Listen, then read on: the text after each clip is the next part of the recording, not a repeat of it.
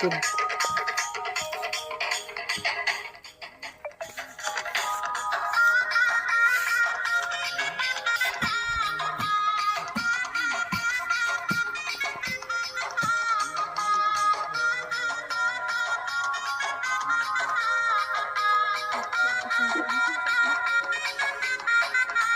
तेरा नाची चमेली आहे